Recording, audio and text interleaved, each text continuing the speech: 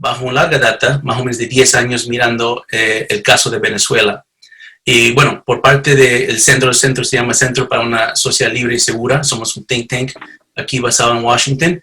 Y lo que nosotros especializamos es en mirar algo que se llama amenazas transregionales, o sea, amenazas que están proveniendo de fuera del hemisferio occidental, pero que permanezcan dentro el hemisferio occidental, particularmente en América Latina, y lo ponemos dentro de un contexto geopolítico. Y te digo que el caso de Venezuela ha sido entre los más complejos y también los más alarmantes que hemos estudiado. Nos tomó mucho tiempo entender realmente lo que está pasando en Venezuela y creo que todavía estamos aprendiendo más y más cada día, pero esto me voy al punto. El punto es de que creo que es muy importante, es más, es demasiado importante para poder llegar a una solución, no solo a la crisis de Venezuela, pero cualquier problema de esta naturaleza, a tener un diagnóstico correcto. Algo que dijo Albert Einstein entre sus varios dichos famosos es que si tuviera solo una hora para resolver un problema, tomaría 55 minutos enfocando el problema, o sea, haciendo el diagnóstico para tener 5 minutos para pensar en la solución. Hay que tomar, yo creo que una perspectiva distinta, de cierta forma, de lo que es, y empezamos con la premisa más básica, ¿qué es Venezuela? ¿No? Empezamos con esa pregunta, ¿qué es Venezuela? Yo creo que para el mundo occidental, particularmente te hablo desde aquí de Estados Unidos, cuando usamos nuestros lentes de cómo miramos el orden internacional, tenemos cierta perspectiva de Venezuela que es dentro marcado en la historia bajo ley internacional, el Estado soberano desde el Paz de Westfalia de 1648, y tenemos unas normas dentro del orden internacional hoy en día de cómo miramos los países y cómo nos relacionamos con ello. Pero esa no es la pregunta clave. La pregunta no es cómo nosotros vemos a Venezuela. La pregunta clave es cómo el régimen y sus aliados ven a Venezuela. Cuando dices los venezolanos, en mi mente vienen no solamente los venezolanos en Venezuela, pero el 10% de Venezuela que está fuera de Venezuela, que todavía están en la lucha. O sea, y eso es importante. Tienen que entender, tienen que saber que ustedes también están en la lucha para su propio país. Si tomamos a Venezuela como un país secuestrado, entonces los secuestros no se resuelven mayormente por adentro, se resuelven por afuera. Entonces los venezolanos que están en el exterior, los 2 millones de venezolanos que están en Colombia, los 500,000 que están en Perú, los que están aquí en Estados Unidos, los que están en Europa, se pueden organizar. Y la lucha no es solamente contra el régimen de Maduro. La lucha es también contra los políticos que lo respaldan al régimen de Maduro de sus propios países. Tiene una grande lucha en Argentina, porque en Argentina están dando oxígeno al régimen de Maduro, aunque quieren usar una doble línea diplomática con el mundo internacional y después otro con el mundo no alineado. Esto pasa en Brasil, esto pasa en todos los países, entonces hay esta lucha. Yo creo que lo que nos faltó aquí en Estados Unidos, voy a hablar un poco de la perspectiva de Estados Unidos, cuando se intentó esta estrategia de presión máxima, se enfocó mucho la estrategia en Venezuela y se olvidó del resto de América Latina, cuando el régimen de Maduro funciona bajo redes. O sea, su habilidad de mover, su habilidad de tener poder del régimen Maduro viene por el lado de Nicaragua, de Cuba, de Bolivia, de México, ahora de Argentina y estos regímenes. Y mientras hay más y más de estos políticos que van a empezar a surgir a respaldar a Maduro, se va a sentir más fortalecido y por extensión va a ser más agresivo. América Latina está en un momento de crisis. Estamos hablando crisis económica, crisis de salud pública, bueno, como el resto del mundo, pero América Latina yo considero que ha sido impactado un poco más en el lado económico del resto del mundo por el COVID. Estamos, según el Fondo Monetario, el income per cápita no parece que va a recuperar hasta 2025. El Banco Mundial está prediciendo que va a haber 53 millones de personas más en América Latina que van a bajar bajo la línea de pobreza. Entonces, América Latina está enfrentando una crisis económica tal vez tan fuerte de lo que es desde las décadas 80. Y eso va a abrir más espacio para las redes ilícitas que Maduro quiere utilizar para formar. Pero la lucha contra eso no necesariamente tiene que venir solamente de los gobiernos, puede venir desde la sociedad civil. Yo creo que alinear eso con los esfuerzos comunitarios de los políticos que tienen la voluntad política de hacerlo. El presidente Bolsonaro de Brasil ha tenido una voluntad política para respaldar un poco de esa acción. Hay que respaldarlo también a él, como el presidente Duque de Colombia y también desde aquí en Estados Unidos. Y por último, que aquí en Estados Unidos, a pesar de que yo creo que se ha tomado más serio el caso de Venezuela en los últimos años, no lo ha tomado suficientemente digamos, de alta prioridad. Ha sido, digamos, entre las 5 prioridades más grandes, creo que del último gobierno del presidente Trump, pero se faltaba un poco más el conocimiento a nivel geopolítico.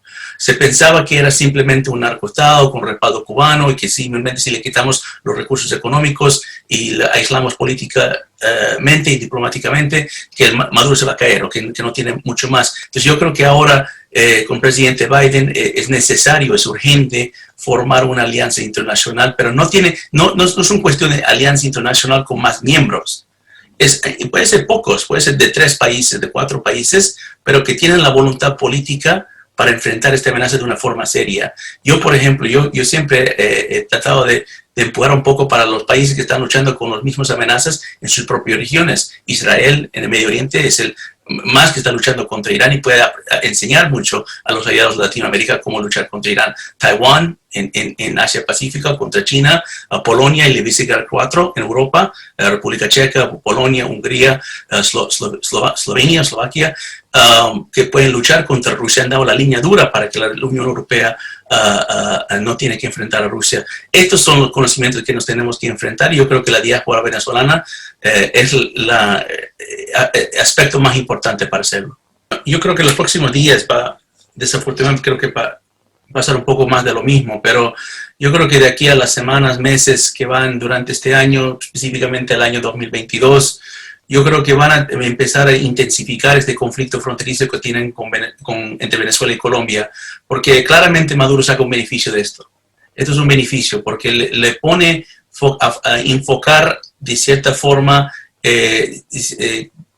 conflictos dentro de la frontera, donde las Fuerzas Armadas colombianas tienen que estar reforzando la frontera y también donde Maduro puede exigir o pedir ayuda internacional para legitimizar presencia de estos actores externos que ya sabemos de que están en la región. En el caso de Rusia, ellos tienen esto como doctrina. Esto se llama la doctrina de Gerasimov, el uso convencional de actores locales paramilitares. Lo han hecho en Crimea, lo han hecho en Siria. En Siria han aprendido a hacer esto con los iraníes.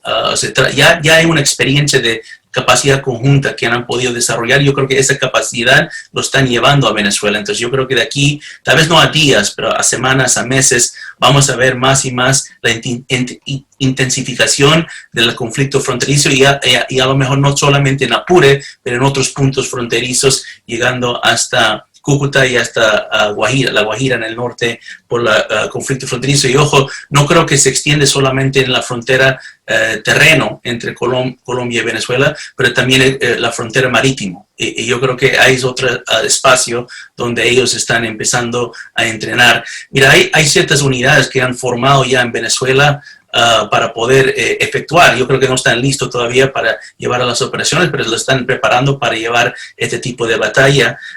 Por ejemplo, hay los batallones de infantería reforzados y los grupos tácticos de nivel batallón. Ellos, si se acuerda, el año anterior, en noviembre, si no me equivoco, de 2020, Maduro anunció este comité científico técnico militar con apoyo de Rusia, Irán, China, Cuba. Entonces, esa comisión militar que Padrino está encabezando es para utilizar una especie de grupos estatales, grupos no estatales, actores irregulares, pero con tecnología avanzada de arma de guerra. Uno de esos podría ser aviones no tripulados. Aviones no tripulados te da la habilidad de pasar la frontera y de cierta forma tener un reconocimiento mayor del espacio y terreno sin utilizar soldados físicos. Yo creo que están avanzando en esto, pero pongo énfasis que estas capacidades que están demostrando ahora en Venezuela lo ejercieron, lo practicaron en otras partes del mundo. Entonces es muy importante que aprendamos cómo lo hicieron en otros lugares para que entendamos cómo lo están haciendo actual en Venezuela y en el resto de la región. Porque creo que tenemos bien identificados los actores. Tenemos identificados los actores estatales como Rusia, Irán, Cuba, obviamente el régimen de Maduro, también como los actores no estatales como la FARC, ILN, Hezbollah y otros. Pero la cuestión es, yo creo que existe la pregunta por millones, que ¿a dónde vamos? ¿A dónde va esto? Que por favor estudien lo que pasó en el conflicto de Siria. También pueden estudiar un poco de Yemen y Irak, pero Siria es muy clave porque hay muchos antecedentes que tienen en común con Venezuela. Para empezar, que hay más venezolanos hoy en día en Siria que en propio Brasil. O sea, hay más refugiados venezolanos en Siria, superando 350.000 venezolanos en Siria, que supera 270, 280.000 lo que hay en Brasil. Pero ¿a dónde voy? La guerra civil de Siria, que estamos a 10 años de la guerra civil en Siria, que empezó en 2011, se lo puede definir como una crisis humanitaria con el más alto flujo de refugiados en el mundo en el siglo XXI. Pero con grandes preocupaciones en el área de terrorismo y crimen organizado, y con más y más presencia y ocupación de Rusia, Turquía, Irán y Hezbollah. Esa definición, más y más cada día, presenta también en Venezuela. ¿Y qué es lo que aprendimos en estos últimos 10 años de la guerra civil en Siria, que también podemos aplicar al caso de Venezuela? Es que en esos 10 años, al principio de ese conflicto, pensábamos que Bashar al-Assad era el principal enfoque del problema. Bueno, después surge el Estado Islámico y otro, y entramos en esa lucha contra el terrorismo. Pero lo que aprendimos es que un débil Bashar al-Assad, y ha sido debilitado durante esta guerra, que un débil Bashar al-Assad no necesariamente es un Bashar al-Assad fácil de sacar de poder. Que un débil Bashar al-Assad simplemente es un al-Assad con más respaldo por aliados políticos que tiene el campo internacional. Eso aplica también a Maduro. O sea, cuando empezamos digamos, por la parte de la presión máxima en 2019, cuando empieza esta estrategia para poder debilitar, y creo que se debilitó al régimen de Maduro, y se trata de buscar un espacio para una transición y un cambio en la política venezolana, lo que aprendimos, el oxígeno de Venezuela, de Maduro, es sus alianzas internacionales. Viene a rescatarlo Putin de Rusia, viene a rescatarlo los ayatollahs de Irán, o puede ser de Hezbollah o estos grupos. Que voy a mi segundo punto. Estos países, que sea Rusia, que sea China o que sea Irán, hoy en día están trabajando dentro de alianza. No se puede hablar de Rusia sin China, sin Irán. China e Irán acaban de firmar un acuerdo de $400 mil millones y 25 años que están anunciándolo desde 2016.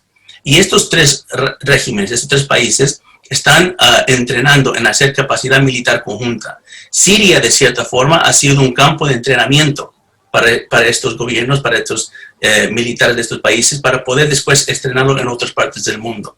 Entonces, a la pregunta ¿dónde vamos? Esto no se trata solamente de Venezuela. Venezuela se ha convertido como el centro de operaciones de estos regímenes, porque tienen ya completamente carte blanche para hacer lo que tienen que hacer, lo que les da la gana desde Venezuela. Pero ellos van para capturar más terreno, particularmente Sudamérica y Centroamérica, porque van atrás del Canal de Panamá. ¿Por qué van detrás del Canal de Panamá? Porque hay más del 60% del flujo de comercio exterior de Estados Unidos que pasa por ese canal. Es la misma estrategia que están manejando en el Estrecho de Hormuz, es lo mismo que están manejando en Crimea, es lo mismo que estaban manejando en la Suez de Canal, para cambiar la forma del comercio exterior, para después capturarlo de otra forma de órbita, otros canales, otras rutas, otra forma de comercio, y ahí es donde entra China. Entonces, esto tiene un aspecto geopolítico mucho más grande de lo que es simplemente la parte de los conflictos entre los diferentes grupos armados, que obviamente es una preocupación de inmediato. Pero quería contestar esa pregunta para darle un poco visión de a dónde va este conflicto, si es que sigan avanzando con su propósito.